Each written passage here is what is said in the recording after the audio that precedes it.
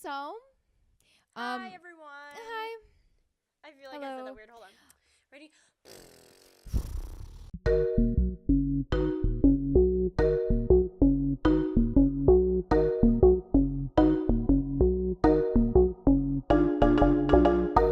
So we hope everyone liked our last episode. It was our spooky episode where we talked about ghost stories with our special guest Eric. Thanks again, Eric, Thanks, for Eric, wherever you're at. wherever you are. A Whatever ghost you're got doing. him. Dun, dun.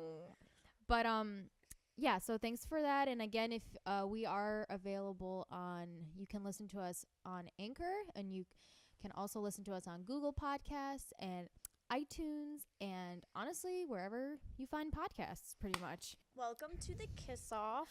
Welcome. So this is our third episode, going strong, I think. And today we're actually going to talk about kind of a serious issue, but still based off of a movie that we saw. And we've been kind of sticking to movies in the 2000s, which I think is cool and interesting. I think It kind of just happened that way. Yeah, We didn't really plan it, but and this episode is a little bit darker, talking about a very serious subject. Talking about relationship abuse, domestic violence. And we are putting a warning at the beginning, kind of, if you feel uncomfortable or if you feel, triggered or anything like that, do not feel like absolutely don't feel bad for like not wanting to listen or anything like that. And I'd also like to say that I'm still learning. I don't know enough information about it. I've never been in an abusive relationship. Yeah, me neither. So please correct us if we're saying something wrong. Yeah, or if you have any like stories that might challenge what we're saying or anything like that, we would love to like start a conversation. But yeah. So we are going to start off with the movie. So the movie we talked about is Enough. It was made in 2002, starring Jennifer Lopez. She's the best. Yeah. So, and she's like, I don't know, I think she's in her 50s right now. She looks amazing. Oh yeah, she doesn't age a single bit. Yeah. Nope. The film that we're going to be talking about that pertains to this subject is Enough with Jennifer Lopez, and it was made in 2002. And the film is about Jennifer Lopez. Her character's name is Slim, and she's a woman that is going through abusive relationship with her husband named Mitch. Played by Billy Campbell, sorry, yes. if anybody cares. Billy Campbell? I don't even know who that is. Sorry. And they have a daughter together, and he abuses Slim, and he abuses her and hits her everything in front of their daughter. And she tries to escape the relationship, and she does it by traveling to multiple places, changing her name, her identity, and everything like that. And he has these goons who follow her, his friends. He has a lot of money. Her husband has a lot of money, and he like hires these people to like follow her. And eventually she's like, enough is enough. And she trains in Krav Maga. She trains in Krav Maga, and she has an elaborate plan to kill him. Yeah. To save herself. Yeah. To defend herself. Yeah. And she makes it in the end, and he dies. Yeah. So I guess so that's pretty much everything that happens, but there's a lot more to it with each kind of part. So yeah, there are a lot of specific scenes in the film that we want to talk about.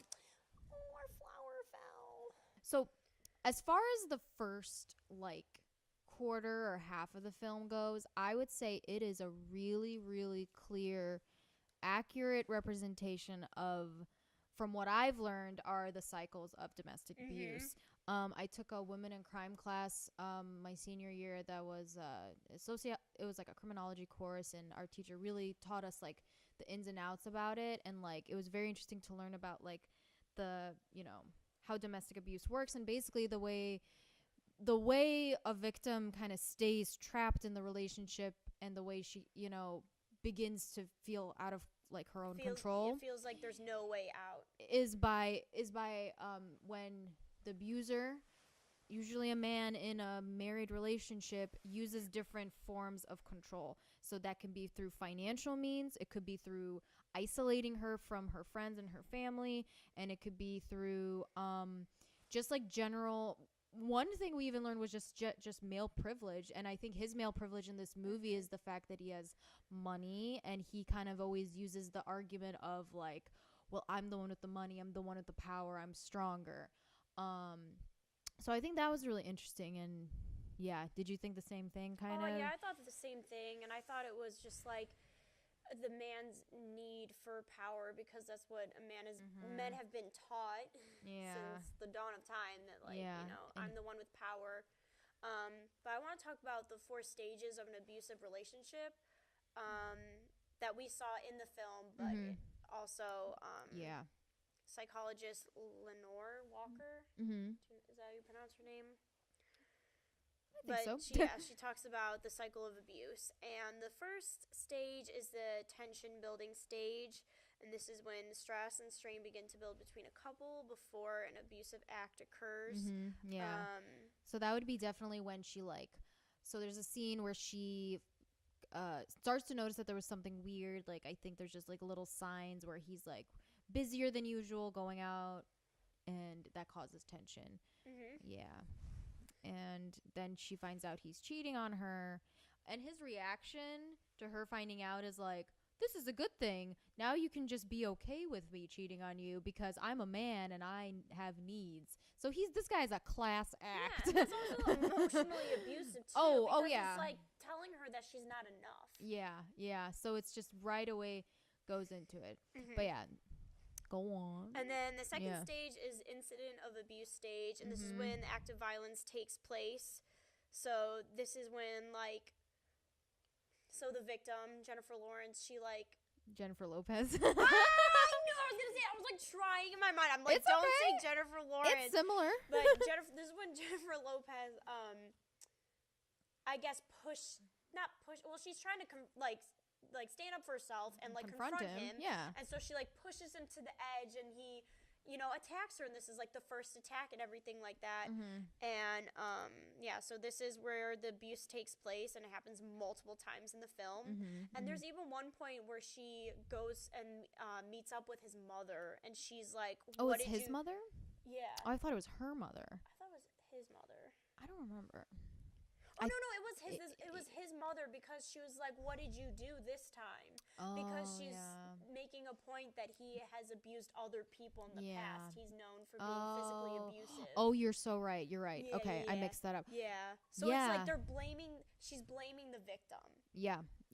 And that's so bad, because when that first incident happens, I feel like, if a person like the victim actually has the bravery to reach out to a friend or family member, the absolute wrong thing to say is, what did you do? What are the steps you took to, it's like, no, he should not be hitting you. He should not be punching you. Your fault. Yeah. Yep. And then the third stage is the reconciliation stage, and this is known as the honeymoon phase, where the man, I guess in this film, Mitch apologizes, says, I'm sorry, honey, this isn't going to happen again. We're going to be great together, everything like that. But the cycle keeps on. I don't really think he says sorry to her, really. No. Instead, I actually wrote down this quote. It really stuck with me. He says, today's the price you pay for having such a good life. So that was the day that he first hit her, and she's just like, this is awful. And he's just like, well, this is just what you have to pay for a good life. And that is just the most awful. I think that's a really powerful line, honestly. That reflects this many situations. That she's just stuck. Yeah. Forever. Yeah. There's no way out. Yeah. And then the fourth stage is the calm stage, and this is the extension of the third stage, the reconciliation stage. So the abuser tries to show kindness and make them think that they've changed when they haven't. Yeah. And they're extra nice during this stage. Yeah. So this cycle goes. Yep. Around and around, and because it just gets a person literally stuck in that situation. And again, the abuser uses multiple use of male privilege, intimidation, emotional abuse, physical abuse, using children. So obviously, eventually it gets to the point where she's like, well, what about Gracie, the kid? And he says, well, there's a lot of things to involve with the kid. I think one, you don't want to traumatize the kid. One, you don't want to take away her father. You don't want to make her life more complicated, but also you're afraid this guy is crazy, might hurt my child, and he might take her away from me. Yes, and also in the film, she says that her friend who what's her friend's name? Jenny, yes. Jenny. Yes. Jenny. Her friend is like, you should leave him. And she says no. She's like, no, I don't want to put Gracie, her daughter. I don't want to put Gracie through that. Yeah. And it's But he also like hits her right in front of her daughter. And there is a scene where he literally pushes her. Yeah, he pushes the daughter away. So it's really intense, and it's and I also think it's interesting. So the whole beginning of the movie, it kind of switches from kind of different parts of their lives. So it's like they meet, they get married, so they have a marriage scene. Like everything's perfect, and everything's the happy happy. scenes were so quick too. Yeah, they were quick, and it was on purpose. I could tell because it's kind of saying like, yeah, like, this is what you see always, but then you never know what's really happening underneath. He seems like a good guy and all that, but then it turns bad really fast. Another thing I thought was interesting, I didn't do a lot of research on this, but I kind of remember learning a little bit about it. Kind of just like another thing that obviously traps a woman is like if she literally tries to take legal action, it's harder than it seems.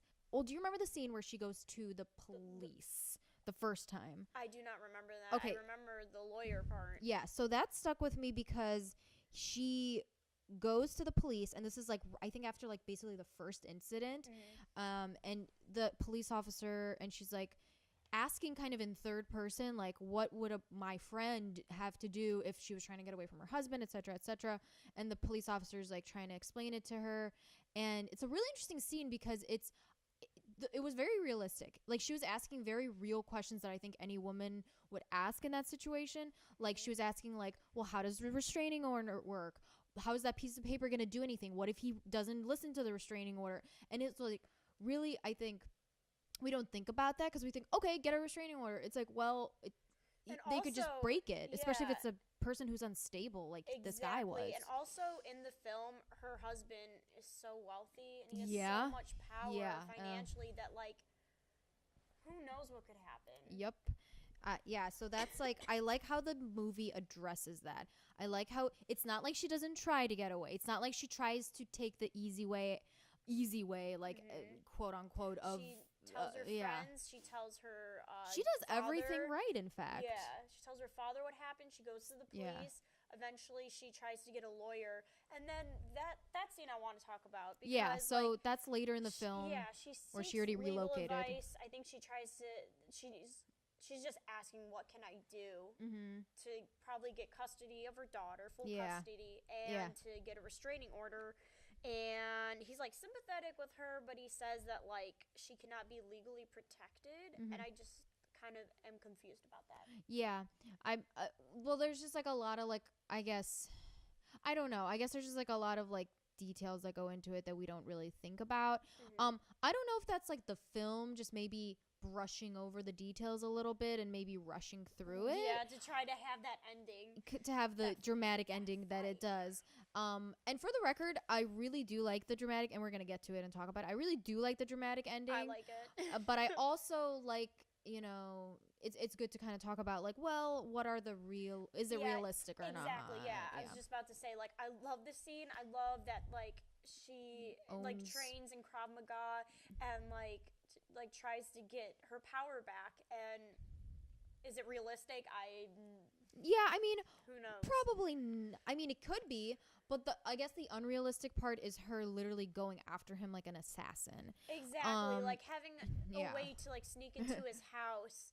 And she knows where all his guns are at, and she knows how to tap the wires so like he can't call the police or anything like that. I don't know about that. Yeah, so towards the like final parts of the movie, it kind of goes, I guess I use the term Spy Kids on it, like because she basically trains, and it's cool, like it's really cool, and I like it, and I think that basically fits like the whole revenge narrative for this, because it's like she wants to get back at him.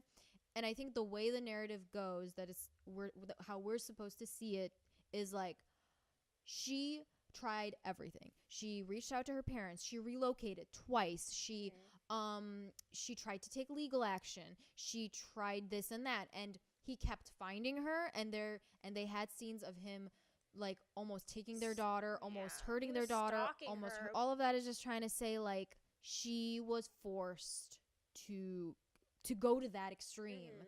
And I really do like that narrative, and that's in a lot of other movies too. Like going back to the stalker part, it's just like she tries to get out, and like he tries everything he can to gain control over her. And like one thing that bothers me is that like he doesn't really love her. Yeah, it's just like for control. You just want her for control, for your manhood. I don't know. Yeah, no, yeah. I don't get into that part, but that part. Yeah, and what else? Yeah, and also, so towards the end, she like finds a way to get into his house and fights him. She's just like, I'm going to fight you. It's a powerful scene. Yeah, I'm going to try to kill you, so I don't have to live in this fear anymore. Yeah, and she does. But towards the end, the police come and everything like that, and she's not charged with murder. She's charged she's just not charged. Yeah, I mean, she's not charged at all, but they just said, oh, it was self-defense and you're fine. Would that really happen in real life? I mean, I would not be I don't know. I don't know. I'm sure, I don't know. maybe not in that extreme of her like breaking into a house. Like, I don't know, the way she picked the lock, I'm like, there's no way that would happen at like a rich LA home. Yeah, but you know, it's J-Lo, whatever, she's magical, we know that. No, but I think it's not, that part's not realistic. I think maybe that's what the movie tried to do. It's like, okay, the beginning is realistic, but we want the end to purely just be for empowerment and to make women feel empowered and domestic abuse survivors feel empowered. So as long as it's for a good reason, I don't mind that it's unrealistic. Exactly. Yeah, I think the film is just trying to say there is a way out. Yes. And this woman is telling her story about the way out, and it's like this film is based on a book, but it's not fictional. Yeah. Or it is fictional, but yeah. Well, and I was gonna say this movie, even when you were just telling me about it, actually reminds me of this book that I read in a feminism womanism class last year, and so it's called The Street. It's by Anne Petrie, and it's like it was like the first best-selling novels written by a black woman, and it was written it was published in 1946. And I'm not gonna give it all away because I think it's a really good book for everyone to read, but like it basically has a similar ending. I'll just say that, where a woman is basically forced through abuse and oppression to not only commit murder, but also even leave her child. Because in that situation of the book, she murders someone, but she isn't able to get away with it. She has to literally hop on a train and leave her children behind. We had this whole discussion in class, like, did she make the right decision? Is she treating her child badly? But but like, if you know the whole context of it, you're like, she had to do it because she just had no other choice. This person was like terribly abusing her, and she was already like just either die oppressed or escape. It's like takes place in the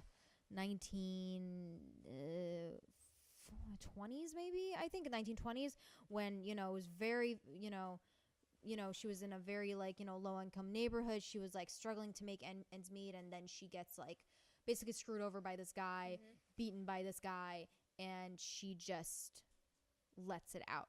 It's a really good book. I suggest everyone, but it has a similar narrative. It really made me think of that, but it's different because it's like she doesn't get away with it. She has to sacrifice, you know, losing her child. She has to sacrifice her freedom essentially, but it still has that same theme of like how my teacher called it. It was agency.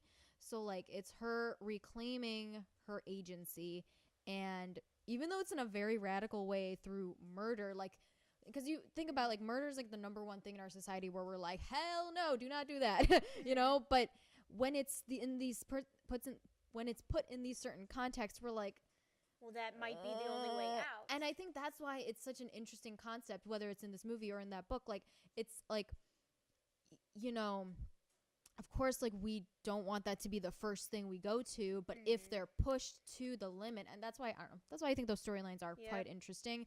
But it's also interesting because it's like we said, she went to a lawyer and they couldn't help her and whatnot. So it's like, if the justice system is like failing you, murder is the only way you can get out. Yeah, and that's a very radical, extreme message, but it is true. It is because true. it happens. And a couple more quotes here, I guess, from the movie that I just wrote down that I thought were interesting. So in the scene, the final scene where she's like basically confronts the guy and is like, you know, I'm gonna fight you, like, and he's realizing like, oh my god, she's literally gonna kill me, and you know, she starts hitting him, and she said, you know, oh, you can't hit me now, like, you can only hit me when I'm defenseless, you know. I thought that was really powerful. And then he's just like, oh, you're gonna kill me, like, how are you gonna get away with it? And she says self-defense is not murder. So I thought that was interesting because at the very end, when the cops find her, they don't even ask what happened. They just right away assume like she's the victim here, she is whatever. And it's like, it's interesting because the misogyny almost like works in her favor, because it's like they just right away assume like she's the woman, she's the victim. So she kind of like plays the system, and I like that. So, and then the cop says, looks like you're one of the lucky ones, and I think that's like basically the last line of the movie. And it's like, you know, but then also with the cop saying that, like you said, like, misogyny is in her favor and whatnot. Yeah, in a weird way. Abusive relationships do occur, like the woman is abusing the man. Oh yeah. You know? So there are different types of abusive relationships. It's not just like the woman is being abused. Yeah. Nope. And that's very true. And then I'm just gonna share a couple of stats, but before we talk about kind of some real life examples. So according to the numbers, 1 in 3 women have been physically assaulted by an intimate partner in their lifetime. And that's according to the United States Center for Disease Control and Prevention. And then for men, it's 1 in 4 men. And then actually for emotional abuse, the differences are actually smaller. So it's actually like 48.4% of women have experienced at least one form of psychological aggression by an intimate partner. And for men, it's 48.8%. So it's like, you know, there's not much. So it's interesting that men do experience emotional abuse, but I think it's interesting because oftentimes we only talk about the women being abused. Yeah, we only talk about the women, and like, you know, physical abuse definitely happens more, I'm assuming, between like from men onto women in heterosexual relationships. But it's interesting, and I think I'm excited. I really want to find like more like read more research about like kind of more diverse couples too, like definitely. that are like gender non-conforming and all that, because I think it's, you know, it's a big problem from, you know, the men, unfortunately, but there's also like, it needs to be like a broader conversation. But those are just some numbers I found, so it's like basically that.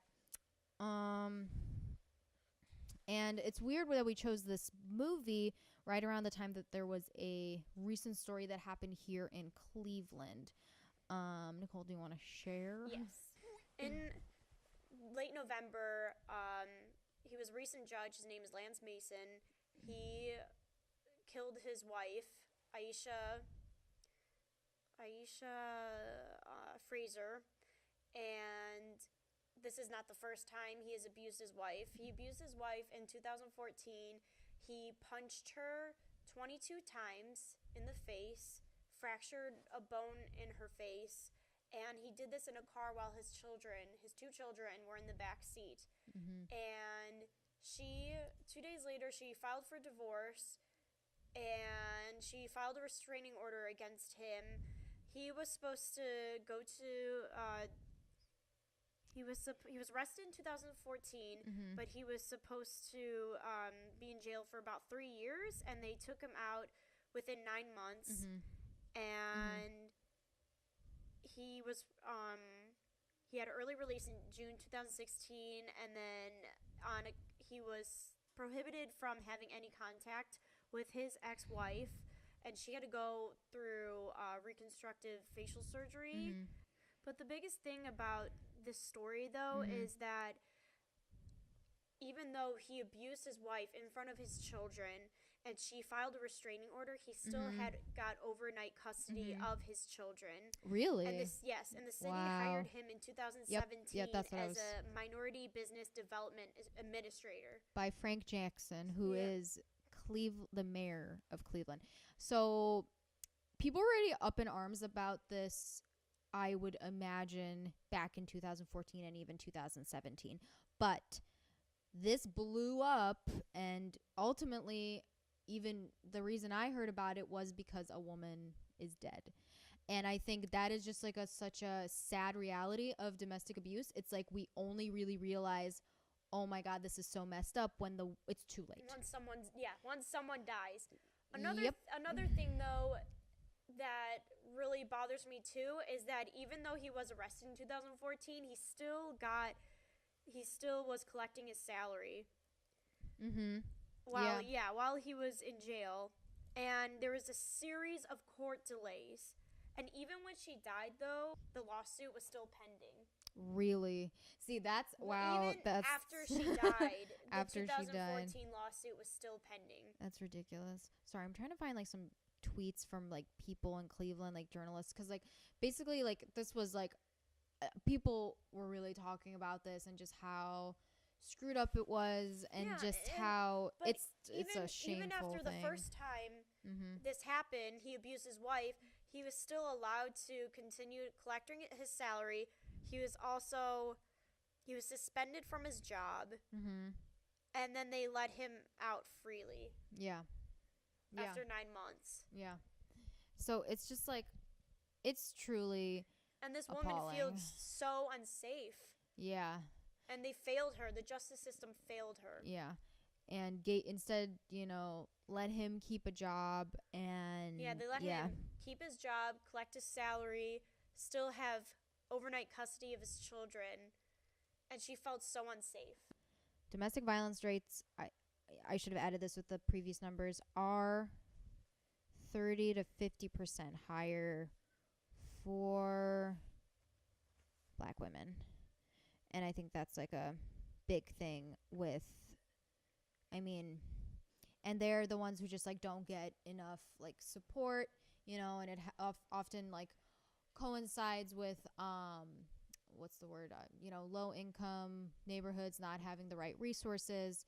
So it's just a really messed up thing, especially when it's affecting people disproportionately. Oh, we forgot to mention hold on. Aisha Fraser is a Black woman. Yeah. So it's, and this is just an example that happened.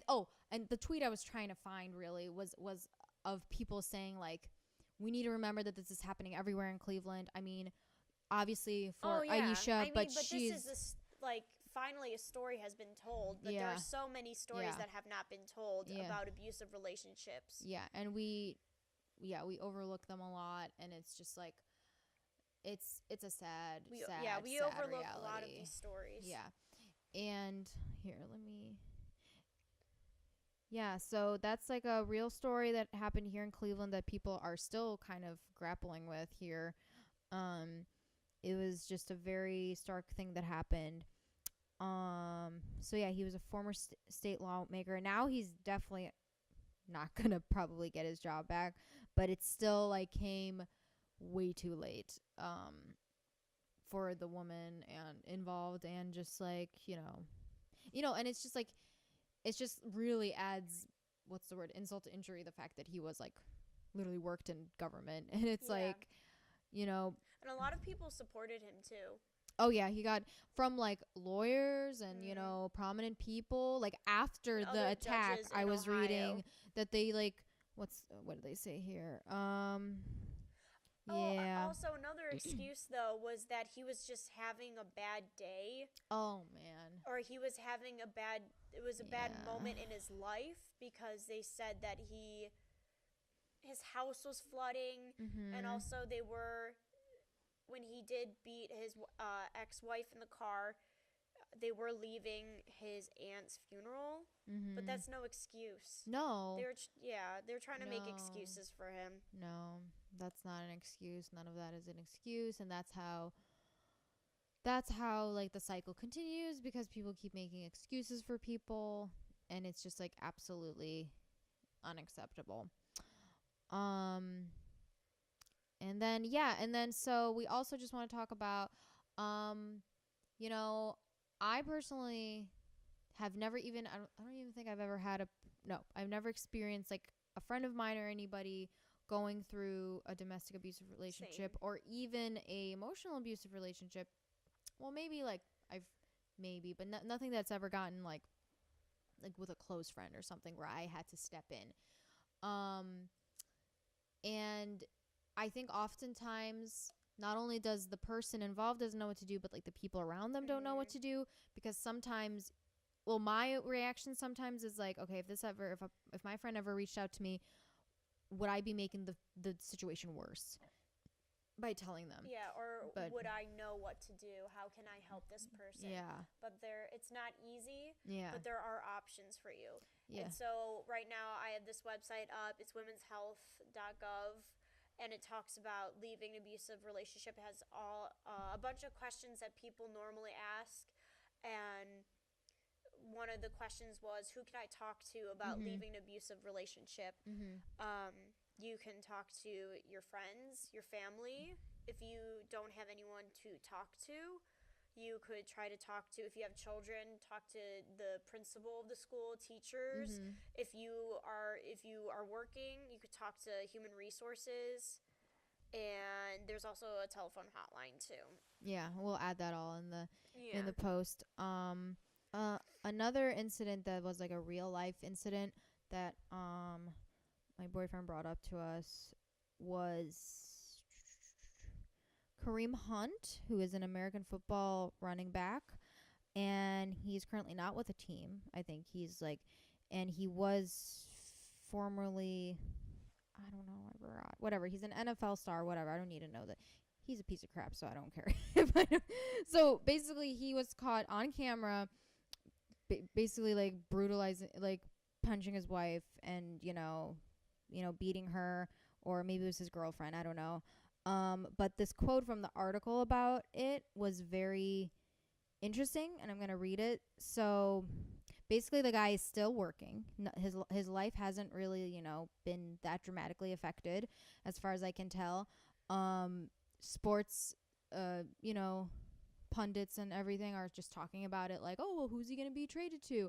And I think it's very interesting when we when we talk about when this kind of stuff happens in like sports and stuff, like life just kind of goes on, because it's like, well, he's just a player, like we need to just we still want him as a player, but it's like, what do you do when he actually like does something terrible like this, and he's a terrible person? Yeah, apparently he did this in the past, and they never charged him until they caught it on camera. Yeah. So this is a quote that from the article about Kareem Hunt. So the same way tough on crime can be the ticket to winning elections for top prosecutors, tough on domestic violence is all but a given among modern sports writers, which is fine, blah, blah, blah, blah, but it's better than being for domestic violence. But lost in all the outrage and hot takes was a key fact. What Hunt did wasn't domestic violence, it was an intimate partner violence. It is in no way covered by the Violence Against Women's Act, which is a detail that I remember learning in my class, actually, and I remembered as I read this. That is true. And I don't know the details of that, but that's really messed up, because it's almost like some kind of protection almost, or kind of like thing where it's like if it's a couple, like it's like that's almost like a echo of the olden days when like a man was basically allowed to beat his wife, and people just kind of look the other way because they're just like, oh, well, it's between them, and it's like, no, like it's not it's violence. It's a violence against a person. So I don't know. That was just a quote I found last minute, so I don't want to say anymore because I don't want to say the wrong thing. But yeah, so I think we need to, and that's another thing that really made me think about it in the movie, about how, she got married, she had this wonderful thing, and marriage can be such a beautiful thing, but it's a legal binding contract. So if something goes awry down the line,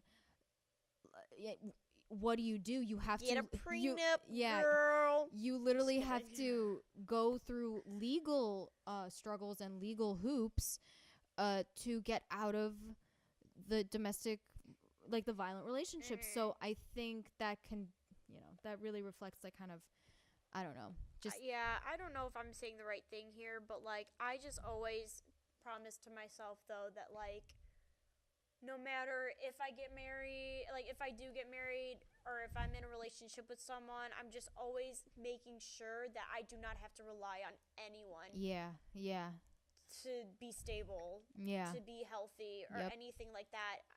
Because then they can start Yeah, manipulating you. You exactly. need You to never hold know your what could own. happen. And again, throughout history and a Don't long ever time feel ago, like you need to be with someone. yeah, yeah, it should be completely like you want to be with them. You have a Exactly. passion. It's not like, oh, I'm gonna die if I don't And date you. honestly, the want is more attractive than the need. Yeah, Anyways. girl, that's the truth. That's Yeah. the tea. Exactly That's though, the because tea. it's just like I don't need you for anything. I don't need you to Yeah, survive, but I want to hang out with you because I think you're yeah, great. yeah. Well, and I think you learn that, and I think I wish we did a little more research about this, but what I wonder what the numbers are for not domestic abuse, but like interpersonal violence between teenagers, Mm-hmm. because I remember growing up in like middle school and early high school, I was just like in like a fish out of water, seeing everybody around me kind of start dating each other. And Mm-hmm. like, I don't know, I'm not here to say like, teenagers shouldn't date or anything. I just think they should be taught what healthy relationships are. I think they should be taught, because I remember, in school there, I do remember there were couples who were what you would call like in a toxic relationship. And you Mm-hmm. need to learn like early on, you like kids need to be taught that. And that's why, Oh, definitely. kids need to be taught that. There should be some type of program and stuff like Yeah. how to be in a relationship, because like Yeah. honestly, growing up, the only relationships, like, yeah, I had like my parents were in a relationship, aunts, Mhm. uncles, Mhm. friends, but it's just like I learned relationships through films, Yeah, yeah. even Hallmark films, Yeah. like Lifetime films that aren't that accurate. And Yep. this is just like, I don't want to go deep into this, but like I recently saw a holiday film on Mhm. like We can talk about it. Lifetime. Oops, fuck. I saw this like holiday film on Lifetime, and this woman is like likes this guy, and she doesn't even tell him that she likes him, or they don't even talk about it. She just like uses the signs of his like body language and stuff like that, but he overhears her What? talking to this woman about a relationship. He's like, Uh-huh. "Oh, I don't think it's gonna work out." And she thinks that he's talking about her, like their Oh, relationship. okay. And she's like, "Oh my god, I have to leave." And it's like Christmas Eve. She's like, "I'm sorry, I just have to go. Christmas is I'm a ruined. journalist. I have to write something."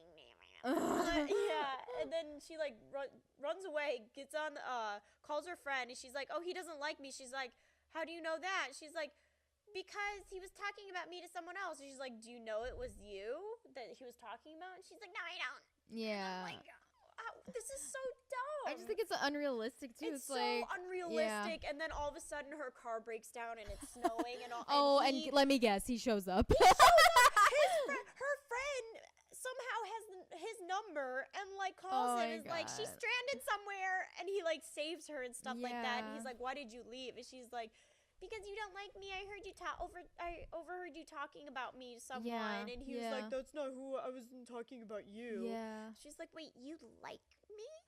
What? And he's I'm like, in a Hallmark movie? Yeah. So I guess Yeah. basically what I'm trying to say is like, in a relationship, you just gotta be straight up. Yeah. And Or even to start a relationship, you have to be straight up. You cannot be dramatic. You cannot base, "Oh, this didn't happen between us because it happened in a film, and if it didn't happen between us, then we're not gonna be together." that's why I just like seeing more like honest narratives about, relationships and, between young people especially, and just like it's a big part. And you're so right. Like, I had no idea what it meant to even want to like someone enough to date them. Like the whole concept was just introduced into my mind in such like a vague way. I just saw people doing it. I remember literally once like a girl in middle school saying like, you don't have a boyfriend? Everyone has a boyfriend. You know? And it's so weird. Me too. And then like this one guy I barely knew. We like hung out and he's like, do you want to be my girlfriend? And I was like, yeah. And then we never talked in person ever. We talked on AIM or AIM or however you call it. We just talked on that. One time he was like, tomorrow do you want to kiss? You want to go to the water fountain and kiss? Oh my god. And I was like, yeah. And I was so nervous. I saw him by the water fountain. I turned around. I was like, you didn't kiss him? I was so scared. I was like, no. No, I can beat you. Okay. I can beat you. I can beat you. We're going to end on a lighter note by just explaining our most embarrassing middle school dating. Okay. I dated a guy once for 5 days. He asked, we were friends already, but like for these 5 days, we didn't speak once. So he asked me out through my friend, and I just panicked and said yes, because again, this was during the time when everybody had a boyfriend, everybody had a girlfriend, and everybody just like the thing to do. And I was just like, sure. And my friends were literally like, you have to say yes. And I'm like, okay, yes. And then throughout the week, I'm just like panicking, and I'm like, wait, I don't want this. I don't want this. I don't know what I want. And he like changed his status on MySpace and everything, and I felt so bad. And then and then what I did, I went to the same friend and said, can you tell him that I don't want to be his girlfriend anymore? And she did, and I just never talked to him again. And I felt so bad, but man, that's why, you know, I mean, these experiences we learn through them and stuff, but I can't imagine being in like a real relationship at that age, because I knew people who were like in 4 or 5 year relationships like throughout middle school and like when you're really young. Yeah. And I'm just like, what? Yeah. So I don't know. I think it's important to. I wonder if I heard that. And I think we just like abstinence education. I think some people think like, oh, we need to shelter people from that and blah blah blah. Abstinence only education is fucked up. Yeah. Absolutely not. No. Absolutely not. No, you need to teach them how to be healthy. Kids are going to have sex, and they're going to have sex, and you're going to have to be the one to teach them how to put on a condom. Yep. Because contraception is the way. Oh my god, Nicole, I just realized I never set off the timer, but we're probably fine. We're probably fine. But I think I might, obviously, I don't know if we should put this in, but I don't know if I might beat you, but there was this guy, and if he watches this, my friends were all like, he was from, so I went to a Catholic middle school, and he was from the public school. Everyone had a crush on him. Everyone's like, he's bi. But they like whispered it. They're like, he's bi. I know. When we were in middle school, you whispered now. Now you scream it off the rooftops. Yeah, I love it. They're like, he's bi. And we're like, what? It's the fear. It was like the fear that's like turning you on. You're like, I don't know what that means, but and they're like, and we like, I forgot where we were at. We were somewhere, and like he was like looking at me the whole time. Like, oh my god, he's looking at me. I think it was actually I'm not gonna say it, but like, yeah, he was like looking at me, and my friends are like, he wants to ask you out on a date. So we went on a date, and brought my friend Emma with me. Hi, Emma. I brought my friend Emma on the date with me. Oh, you did? I was so nervous. Yeah, I was nervous, and then like we hung out and stuff. And then I was like, I'm not feeling this because we don't really talk or see each other in person because he lives really far away. Yeah. And then I asked my friend to like break up with him for me, and she did. And I got a text from him saying goodbye, like he was gonna like kill himself. Oh no! And so I was like, but I think he obviously he did not. Yeah. But I think I don't know. That's a sign of abuse. Yeah. But, no. Yeah.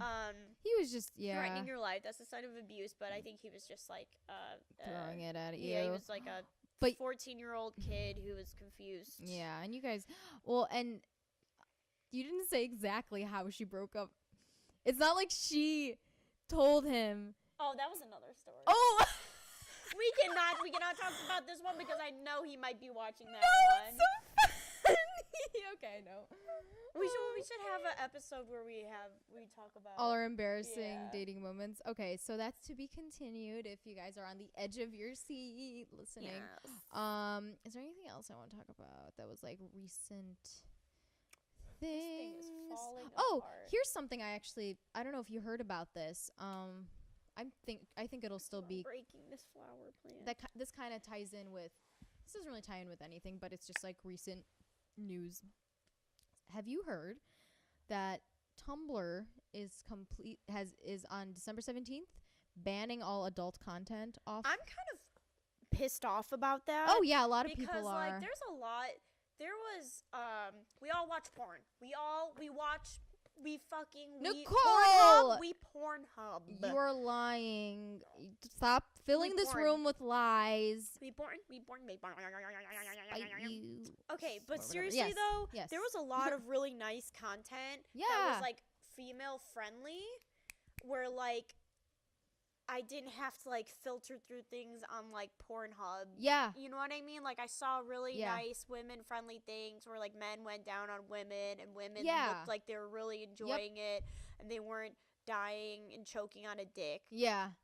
No, it's the truth. It's the truth, people, because the porn industry, the mainstream porn industry is awful because it is we could make a whole separate episode about it, but like It's just literally gross. it's not made for women. It's made for men. Yes. And also another thing that, Tumblr's content also reflected was LGBTQ individuals as well. And, you can't find that unless it's like completely like cheesy. Yeah, you would never be able to find lesbian something sex. like that. Yeah. So it's like or no, there's like lesbian sex for men to watch. yeah, exactly. So I think this is a huge hit. I was Mhm. gonna talk to you about it anyway, so I guess Yeah. whatever. Now it's on. It's an important issue though, and I think it helped a lot of young people, young women, young LGBTQ individuals like come out of like have their basically their sexual awakening, like for lack Yeah. of a better term, Yeah. through that because. I read this article that was basically like this woman like interviewed a bunch of women who basically got off of like gifs of people like having sex and stuff on Yeah. Tumblr, and it was like a simple article, but it was very interesting because that's like we have to literally go to gifs of people to find the kind of Little porn moments, that yeah. speaks to us, Yeah. and when there's like so this is. And the reason Tumblr is doing this is because and also, yeah. Sorry, I interrupted. Oh, but you're like fine, you're a lot of porn on Tumblr is like soft porn, and it doesn't get into because like Pornhub gets into like a really dark Really stuff. Dark and just Scary. scary fetishes like Scary. that most women I would say like just Not speak, really that they're not interested into in. it, and I've seen so many people like the news came out it was yesterday, yeah, and I immediately thought like I am so upset by this, and then I looked on Twitter and everybody else was upset by it. I'm like, I'm not the only one, god damn it. And this Yeah. makes me so even more mad because I'm just Yeah. like, this is like a huge It loss. was like a space for people to get off, yeah. maybe in a healthy way. That's also a really sucky thing that's kind of moving, sex positivity back a little bit. And I really hope there's a new platform that emerges where we can I hope this starts a discussion of the need for more woman-friendly porn Definitely. and all of that, feminist porn, all of that. Because I think it's very important because it shapes the way we view the world and The how way we view women, sex. the way we view sex and relationships and abuse, etc., etc. And also, if you're offended by this, I don't really give a fuck. A lot of my female friends and we discussed it, and on Pornhub, all the men are ugly. Oh, she said it. Oh, They're she ugly. No, and it's There uncomfortable. are a lot of men. It's just uncomfortable. So ugly. It's like, uncomfortable. Yeah. And so there needs to be more diversity in the content for that. Yeah. So hope and obviously Tumblr did this because there's a child pornography problem also on Tumblr, so they're trying to get rid of it by banning all adult content, but just as we talked about the argument about abstinence, and this kind of similar argument, like that's not gonna really stop the child pornography of finding its way. We should So- talk about porn. We should have one podcast It just talks about about porn. Yeah, so we can talk about that, but yeah, that's just like a bit of news that happened literally yesterday, right before we recorded this. So let us know what you guys think about it and what we should. Let us know. Yeah, and I we'll wish I was holding lettuce. let us know. Boom. And then we can, we'll have another episode probably talking about porn, another episode talking about awkward relationship woes. But I hope some of you were interested in our little conversation about Enough, as well as some other recent things relating to domestic abuse and the importance and of raising awareness to it. Thank you for listening. So thank you for listening. Subscribe, follow our Instagram, show us some love.